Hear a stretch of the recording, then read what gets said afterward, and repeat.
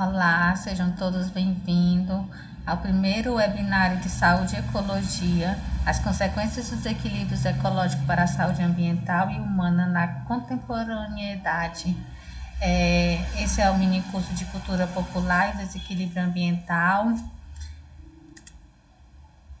Bom, o mini curso vai ser apresentado por mim, eu me chamo Júlia Érica Viana Brandão, pela Bruna Maria da Silva, Karina Shoa Barbosa e a Jaqueline Souza.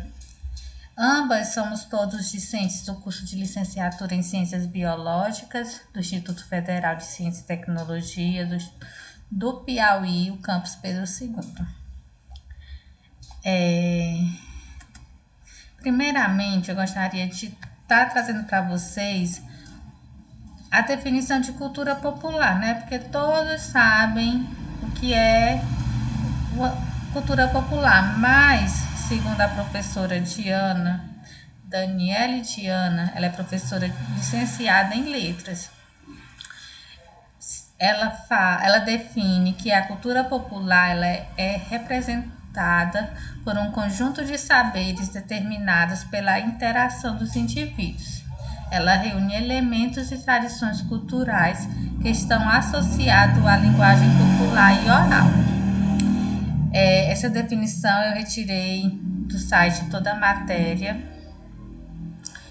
e podemos se dizer então que cultura popular, ela, na verdade, é uma expressão que caracteriza um conjunto de elementos culturais específicos, né, de uma sociedade, de uma nação ou de uma região. São saberes que são passados, transmitidos dos mais velhos aos mais jovens.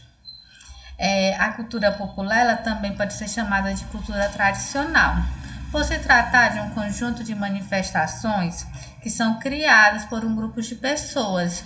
E essas pessoas elas precisam ter participação ativa nesses hábitos que eles definiram, né?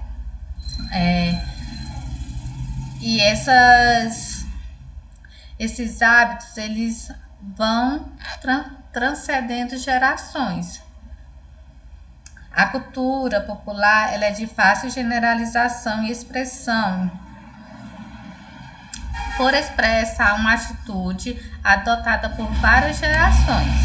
Então, não para ser considerada assim cultura popular tem que ser algo que já vem de muitos anos, não algo que foi definido recentemente, mas assim são hábitos que eles transcendem os anos. Então o avô que passou para o pai, que passou para o filho, e esse filho muito provavelmente vai passar para os seus descendentes. Pode-se também considerar que esse tipo de atitudes, geralmente, eles vêm para resolver problemas. Mas como? São atitudes que, eventualmente, por algum motivo, funcionou uma vez, mas não existe nada cientificamente que comprove que aquela atitude tenha uma base científica que explique por que funcionou. Só que assim, uma vez alguém fez e deu certo. Aí essa pessoa ensinou para um vizinho, que ensinou para um colega, que ensinou para um parente, que foi ensinando para os filhos, e assim foi passando de gerações para gerações. E todos passaram a acreditar naquilo como verdade, que aquilo funciona. Só que nunca houve algo cientificamente que comprove aquela ação. Então, assim, talvez foi ao acaso que funcionou, mas as pessoas compram aquilo como uma verdade. Para eles aquilo funciona, né? A grande maioria das culturas populares ela é transmitida oralmente. Então, não existe nada cientificamente. É só pelo dizer, né? Fulano disse que Cicrano fez isso e funcionou. Aí a pessoa passa a adotar aquilo como algo que realmente vai funcionar. Muito, a maioria de vocês já deve ter ouvido falar que o sal, jogar sal em sapo, vai afastar o sapo de lá. Ah, tem um sapo no quintal daqui de casa, eu vou jogar sal para o sapo ir embora, né? Então, mas por que o sapo vai embora? Ele tem medo do sal? Então, não existe assim algo científico que comprove esse tipo de atitude. As pessoas mais velhas também tinham o hábito de jogar fogo em caranguejeira, aquelas aranhas caranguejeiras. Mas por que? De onde surgiu isso? Por que veio esse hábito? Então, é esse tipo de atitude que a gente está meio que tentando desmistificar para repassar para vocês. E o desequilíbrio ambiental? Até coloquei uma tirinha aqui. Você sabe o que é desequilíbrio ecológico? Sei sim, eu te explico. Bom, todo mundo tem ideia, eu imagino que todo mundo tem a ideia do que seja um desequilíbrio ecológico. Mas a gente pode definir que o desequilíbrio ecológico ele ocorre quando algum elemento, seja animal ou vegetal, fauna ou flora, esse tipo de elemento ele vai sofrer alguma alteração. Determinado elemento de um ecossistema ele sofre algum tipo de alteração em sua quantidade, seja o aumento excessivo ou seja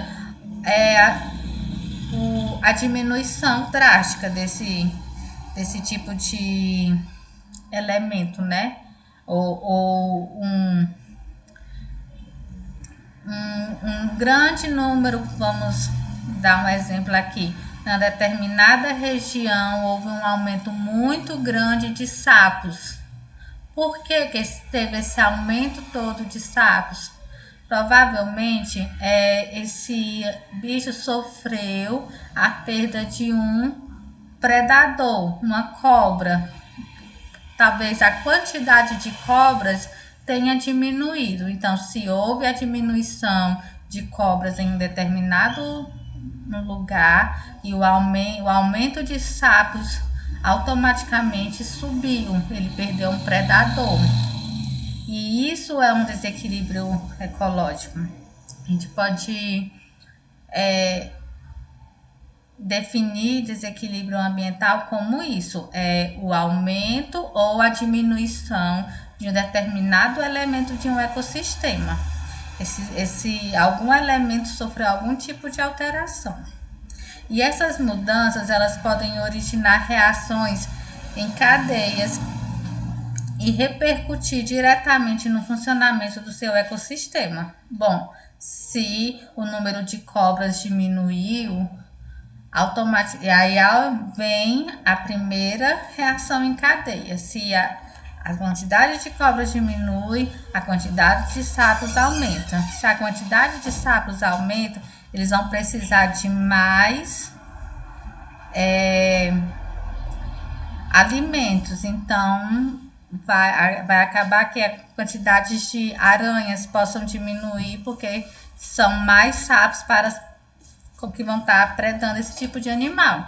Então, aí vai sofrendo reações em cadeias. Não é simplesmente um fator que é prejudicado. Ele é prejudicado, que prejudica outro setor, que vai prejudicando outro setor, que prejudica outro.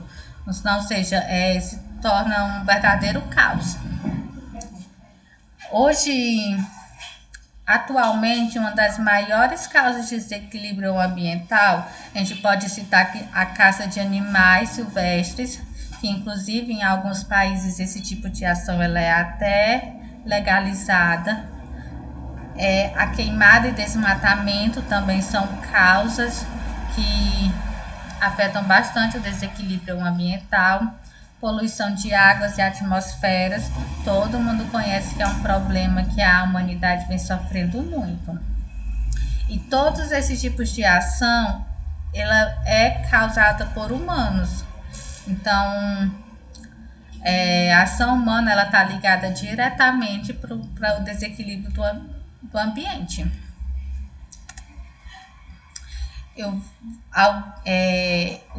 A coivara, ela é uma tradição que ela é bastante usada aqui na nossa cidade, Pedro II. Provavelmente algum de vocês conheçam que é uma coivara. A coivara, ela é bastante utilizada, principalmente nos interiores, na época de plantio, né? Então, a quantidade de imagens ela é uma quantidade de imagens onde se põe fogo nas roçadas para desembaraçar o terreno e adubá-lo com as cinzas, facilitando o plantio das roças. Então, até trouxe aqui uma imagem onde vocês podem observar como que isso funciona. Vamos seguir aqui a imagem. O agricultor, ele escolhe um lugar e ele determina esse lugar. Ele corta, geralmente galhos ou pequenas árvores, ele vai cortar e vai reservar em um ambiente. Depois ele vai cercar esse local e deixar reservado para poder secar. Em seguida ele vai colocar fogo, né? Que é chamado de queimas controladas. Porém, nem sempre é assim. Nesse local, depois do fogo, as cinzas ajudam como adubar a terra e aí ele faz o plantio.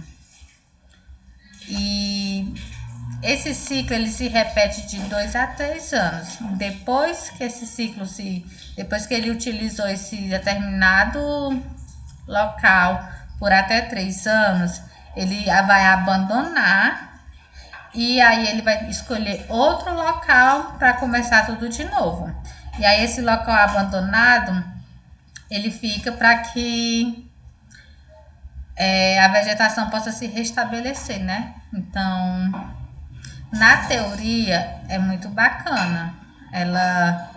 Essa tipo de ação, ela é autorizada por lei e ela estabelece o corte e a queima controlada da vegetação em comunidades tradicionais. Só que é igual eu tô falando, na teoria ela é bastante até bonitinho, né? Porém, não é bem assim que funciona. Primeiro que a queima controlada, principalmente em locais secos, como onde a gente vive, ela é bastante difícil. Todo mundo aqui deve ter ficado sabendo, deve ter tido conhecimento da grande queimada que teve na região da Tapera dos Vitais, ali próxima à Cachoeira Grande, no Ceará. Com o clima quente, com as queimadas, ela pode se alastrar muito facilmente, até porque a nossa vegetação ela é seca, ela pega fogo muito fácil. Isso pode trazer grandes danos. Então, aqui onde a gente vive, essa questão de queima controlada, principalmente em locais de bastante mato, ela é bem difícil. Outra coisa também é que muito dificilmente eles abandonam esse local com 2 ou 3 anos. Às vezes a gente tem conhecimento de agricultores que plantam há 10, 15 anos em uma mesma roça. Essa questão de estar abandonando para deixar a vegetação se regenerar, ela é bastante complicada, porque muito pouco obedecida. E sem falar que com a queima acaba devastando algumas espécies que estejam no local. Então, geralmente muitas cobras morrem nessas queimadas. Outra ação que ela é bastante usada aqui também na nossa região é a represar córregos, né? Eu trouxe aqui para vocês verem duas matérias. Uma foi tirada do site da G1. Não sei se vocês vão conseguir ver direitinho daí, mas aqui a primeira ela foi tirada do G1. E ela fala que o homem é suspeito de represar um córrego e provoca mortes de peixes. E a segunda matéria, ela foi tirada do Meio Norte. E ela fala que córrego com barragem para represar água é localizada e homem é detido. É detido após denúncia do Linha Verde. O Linha Verde, ela funciona como é uma linha de um telefone, inclusive ela tem aqui no meio da reportagem, se vocês quiserem printar para depois dar um zoom e ler direitinho a matéria completa, é bastante interessante. E aqui na matéria tem o número da qual pode ser ligada para estar fazendo denúncias. Mas o que eu posso dizer para vocês é que esse tipo de ação ela é criminosa. Represar córrego é um crime. É um crime previsto pela lei, tem até aqui, ó, artigo 4º da lei número 12, da lei número 126.541 de 2012. Então, assim, já são 8 anos onde esse tipo de ação ela é criminosa. E aí, pergunto para vocês, por que o açude de Joana quase seca? Muito recentemente a gente sofreu bastante com falta de água no nosso município e uma das causas é que o açude de Joana quase secou. E aí veio pessoas de fora fazer um estudo por que um açude de tantos anos com uma densidade de volume de água tão grande tenha secado. E nesse estudo foram levantadas 7 represas, onde durante o percurso do rio Corrente foram encontrados 7 locais onde eles estavam represando água. Primeiro, é um crime porque no Brasil o recurso hídrico ele não pode pertencer a uma única pessoa. O recurso hídrico ele é do Estado. Ele é para uso da população. A partir do momento que eu represo a água em um terreno particular meu, aquela água que poderia ser de uso coletivo de toda a população da cidade, eu estou roubando essa água para mim, para uso meu. Então, isso é um crime.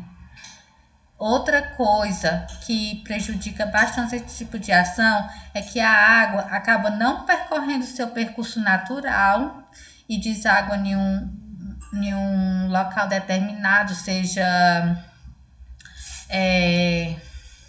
um açude, uma represa, um rio.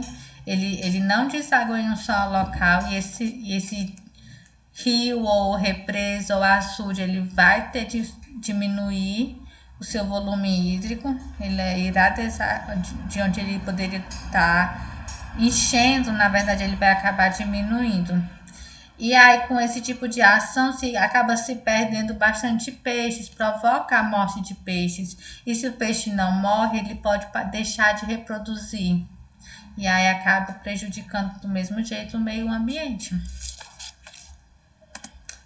E temos também as plantas estrangeiras, que também aqui em Pedro II ela é bastante comum encontrar. Nas ruas de Pedro II, praticamente para onde você olha, você vê um pé de ninho. A Zadecaxa indica. Ela é bastante comum aqui. Por que que esse tipo de planta se tornou tão popular na nossa cidade? Primeiro que é uma planta que cresce muito rápido. Você planta, 2, 3 meses depois a planta já está grande, já está praticamente dando sombra. E o segundo motivo é exatamente a sombra. As plantas nativas, elas não são plantas, não são árvores que tenham a copa fechada. E por elas não terem copa fechada, elas não dão sombra. Um pé de caju. O pé de caju não dá sombra para você se sentar embaixo do pé de caju e ficar na sombra. Já o ninho, ele proporciona isso, sombras. Então, por isso que se tornou tão comum aqui na cidade. A gente tem também como exemplo o eucalipto. O eucalipto ele já foi muito plantado por aqui. Hoje em dia a gente quase não vê, mas ainda lá para a região da vila, ali próximo à Praça da Juventude, a gente ainda vê alguns, próximo ao hospital também tem alguns. Mas aí, qual é os prejuízos que essas plantas podem trazer? Ah, é só uma planta. O que ela pode causar? Bom, são plantas que não são nativas. A gente sabe que não são nativas. Mas e os animais? Eles vão saber que são plantas estrangeiras, que elas não são plantas nativas do nosso território? Não, elas não conseguem fazer essa distinção. Então, elas se alimentam de uma substância da qual o organismo delas não estão adaptado, porque elas são acostumadas com as plantas da região e de repente elas passam a se alimentar ou polinizar plantas estrangeiras que possuem substâncias que são diferentes para elas. Isso vai trazer danos para elas. E que danos seria isso? Bom, alguns dos prejuízos, o principal deles é a reprodução desses animais. Eles passam essas substâncias afetam diretamente a reprodução deles e aí eles acabam diminuindo em quantidade de números. Houve uma época que se acreditava que o ninho matava abelhas, mas o ninho não mata abelhas. Ele diminui a população. Mas por que diminui a população de abelhas? Justamente porque prejudica na reprodução delas. E as abelhas, elas são bastante importantes para o ecossistema.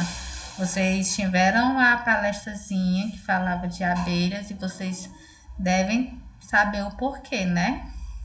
Então, e assim acontece com todas as aves no geral, não só as abelhas, mas esses tipos de substâncias que são desconhecidas pelo organismo das aves locais acabam prejudicando no organismo delas.